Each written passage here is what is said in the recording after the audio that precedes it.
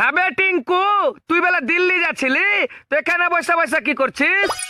হ্যাঁ রে ভাই, দিল্লি যাবে লেগে গেলছিনু হাওড়া স্টেশন। তো ট্রেনের ওপর চাপনু, তো ট্রেনে প্রচুর ভিড়, পা রাখার জায়গা নাই।